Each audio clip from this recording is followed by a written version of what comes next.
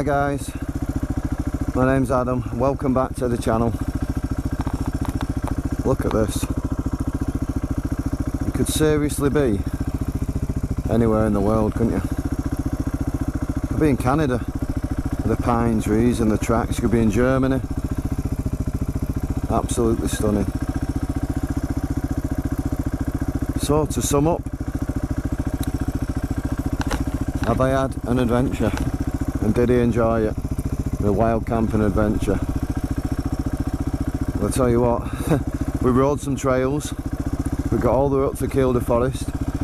We rode the Kielder Forest Drive. We found a camping spot which wasn't quite right, didn't feel right. So then the race was on then to beat the thunderstorms. Find a place to camp, and we did. It was absolutely stunning place to camp. Honestly, was it ruined by the rain? I would say, yeah.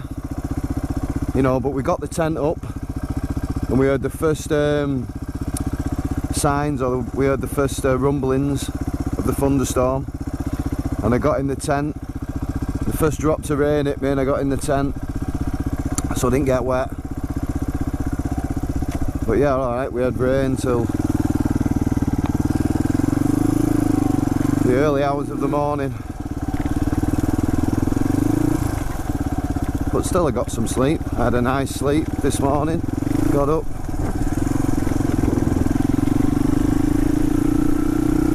cooked some breakfast.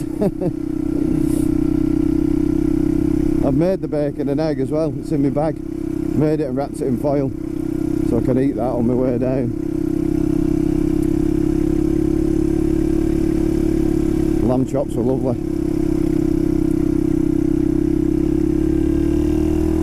But yeah, all in all, 100% have I had a good time, and 100% has it been an adventure.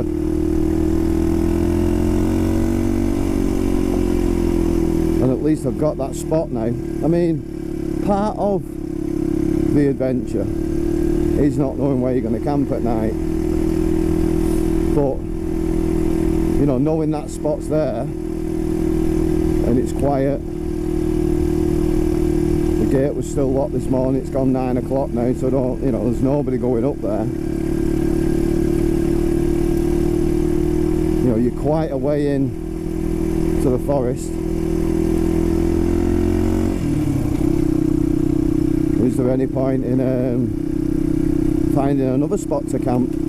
Possibly, but that's always there, innit?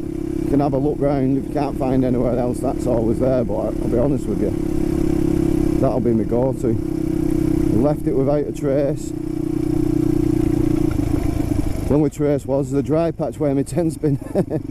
But I kicked the bits of grass up and made it look like it wasn't as flat. So even if somebody drove in there now, I don't think you'd see where they'd camped, I'll be honest with you. All my rubbish is with me, everything's with me. Not a trace that I was there. On the bike, she started first kick. And that's another thing, you know, having these adventure bikes, all modern, on a push of a button. Alright, yeah, they can still let you down, but you're not anxious about it, and I'm not anxious.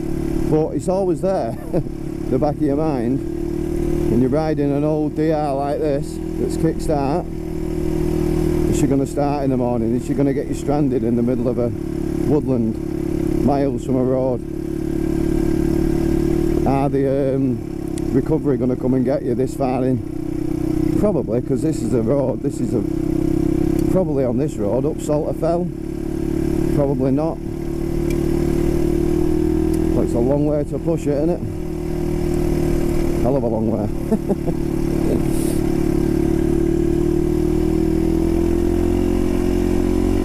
Is it the perfect bike for an adventure? It's 50-50, isn't it? It depends what you're doing. I mean, the way I've done it, coming on the lanes and Salter Fell and things like that, it's the perfect bike for an adventure. You couldn't get a better one. More modern, dual sport possibly, but performs. It just chugs along like a tractor. I absolutely love this bike, and it's never ever going anywhere, ever. Unless my son tries to nick it off me when he's a bit older. But it'll still stay in the family. But yeah, she's never going anywhere, this bike.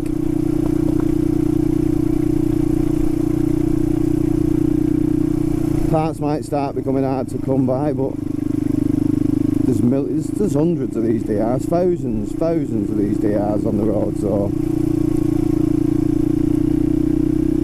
I don't see that being a problem for a long time to come.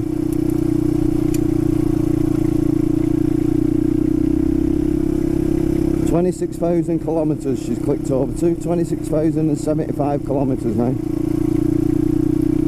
Note. And you know, whoever has had this bike before me really has done a good. I mean, I've done, you know, what I can to improve it and keep it going.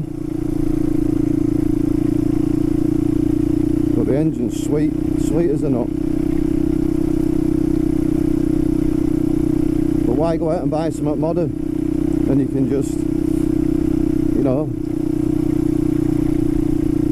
inevitably maybe a few years to come needs an engine rebuild. It's cheaper than going out buying a new bike. The only thing is, like, the front forks of them they're on the TS200 as well, TSR200 Suzuki.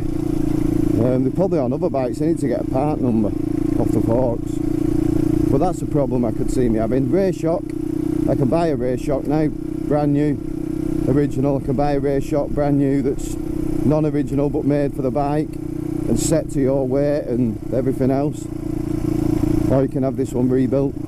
The only reason I'm worried about the front forks is not a lot of people seem to know much about them, seals wise and things like that, but I'm pretty sure you take them to a suspension specialist and they'll have them refurbed and back on. And I'm pretty sure a set of motocross RM forks, maybe the full front end with the front wheel, it's all doable. It's all doable. Stripped down and a frame powder recoat is what she needs at some point, but that's in the future. But my little adventure bike's staying, even when I get a big adventure bike. For this, can't beat it. Going over Salterfell on a big bike. No, this road, yeah, every day of the week. Salterfell, places like that, no. You want a little dual sport, little enduro bike.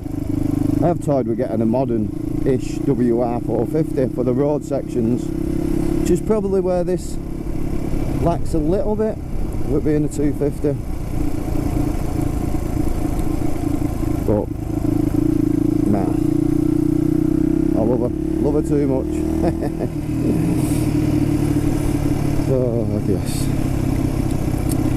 And the equipment I brought with me, yeah, you might think he's brought a lot of stuff with him, but it was all used. You know, got some nice drone footage. The sleeping mat, the 2 pillars kept me comfortable and made me, you know, got me a decent night's sleep even though it was raining. The tent, OEX, I know I've said it a few times now on my other videos, and I'm not like, well, I'm banging the drum for them, but you know what I mean. Certainly got no affiliation with my little channel to them. I'm not one of like these bigger channels that might be telling you something just because they have an affiliation with them. But I don't think the English Woodsman, he uses OEX, and he has done from being a very small channel right up to where he is now, and he swears by him. English Woodsman, check out his channel. There's something going on here. Probably tell me, have you got an air? It's shut. Sorry, his channel, he uses a lot of OEX stuff and he loves it. But yeah, I can't knock it. I've used it now 5 or 6 times. Twice it's rained. Like, obviously one other time and last night, but last night you ain't going to get worse weather than that. You ain't going to get worse weather than what I had last night. And that tent was absolutely brilliant. Yeah, you didn't get any strong winds, There was quite a bit of wind, but nothing. But I don't envision that being a problem. OEX, you know, they're not the cheapest tents out there. Obviously you can get really cheap budget tents, but it is a budget tent. I think they're less than £100 that one, especially when they had deals on. I got the big Coyote, it should be 250 quid. I got that for £130. They had a deal on and had a discount code. There's always deals to be had on Go Outdoors. And if you go on Blacks, if you go, there's an eBay site where the it's like these guys are doing a bit of conservation. Green Monkey.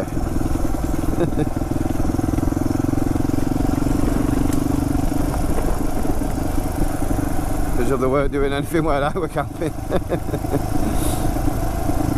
Well, at the end of the day, you know, if they come at 8 o'clock in the morning and ask you to pack up and go, then that's all you can do, innit?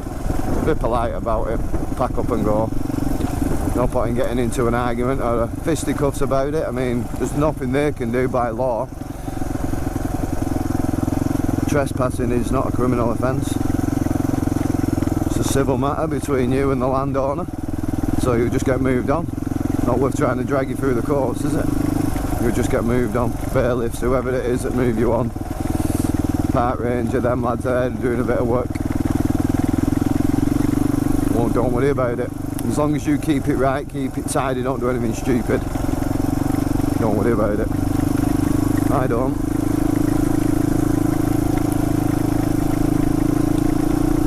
Well, I've not had a phone signal since about 20 past 6 last night. And it's now about 9:30, I'd say.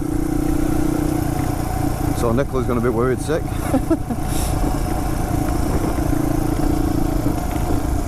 What that's all about. Some old building, I don't know, for some reason it's there. Maybe it's some sort of seating in there. Oh yeah, getting back to the adventure. I've had an absolutely fantastic time, and I'm going to enjoy these roads going back as well. I was going to go down through the lakes, to be honest with you, but that was sort of like plan A when I was having 2 days camping. If I go over the lakes now and over the passes and end up near Buttermere, where I was going to camp the second night on the campsite there, which would have been tonight. Last night would have been Saturday night would have been camping here. Sunday night, so last night would have been camping at Buttermere and then making my way back from there. So saying it's damp. So I'm just going to go back down the roads that I was on, that I made my way here, and I'm going to go into Bellingham and top up with fuel, because it's quite a journey over the tops with no fuel stop. So fill her up, probably only put a couple of litres in, but I know it's full now. I know it'll get me all the way over the tops, back into like no problem into Kirby Stevens, and then we'll get some fuel, and then that'll get us, should get us home more or less, shouldn't it really?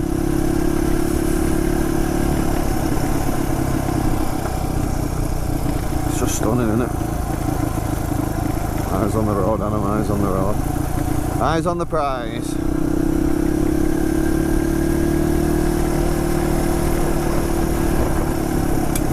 Well, I'm not going to tell anyone where that little camping spot was. Don't know whether I've left enough information there for anyone to work out where it is, but you'll have an idea. But I'm not going to tell anyone. Keep that one for myself, unless somebody comes along with me. I mean, these roads round here like this, and you know, without going over Salterfell, and I think even what's it though is alright. You could certainly do Ingleton Falls in any sort of bike. It's just that first river crossing. But this will be alright on any big adventure bike. Morphy on his Africa Twin, Derek on his BMW.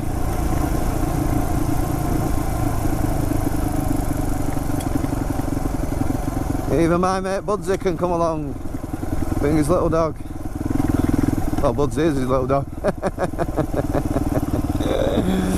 Oh yeah, on his new Triumph. And if you've got the skills, you'll do salt a fella on one of them.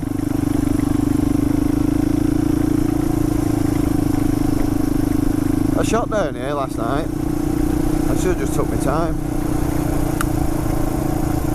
Should have just plodded along like this. Stunning, isn't it? Absolutely stunning. We're probably going to lose battery on this camera, guys, so I'm just going to leave it here. And to sum up, yes, I have had an adventure. I've absolutely loved it. You can't beat doing it on a dual sport and having some real fun on these lanes.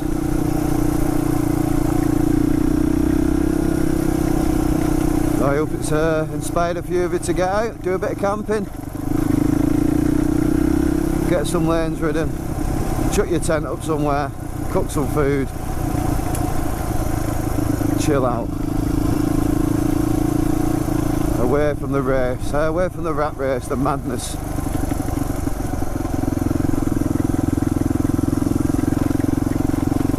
The madness is the world we live in. Imagine living in a cabin out in these woods. A log cabin out in these woods, away from civilization. I'd love that. Away from the daily grind. We do my job and you spend, you know, 4 nights away in a truck, out on the road and living in a truck. You know, life can pass you by sometimes. Life can get to you a little bit. Something like this is just good for the soul, good for the heart. Brings you back down to earth, brings you back down to nature. Makes you realise how lucky you are. Yeah, I might have a job that keeps me away from what I did, from my family and friends, but you know, I've got a job to go to. I get up in the morning and go to work. I'm physically able to do it. I'm mentally able to do it. I've got the skills to do it. I earn a good living. We've all got to remember that. I get to go to work, not have to go to work. I get to get up in the morning and go to work. Not everybody can say that, not everybody can do that. Especially now, when times are hard like they are, and expecting to get worse with mortgage crises and everything else. You know, I'll get by. Some people won't. I might have to cut a lot of things out. There'll be no dreams of adventure bikes yet or adventure holidays yet, but we'll get through it because I have the opportunity to go out and earn the money to get through it. So you got to be grateful for that, and grateful for the small things like this. Anyway guys, on that note, remember, you be good, you be kind, you be grateful for what you've got, look after yourself, families, and I'll catch you all in the next one. Bye for now.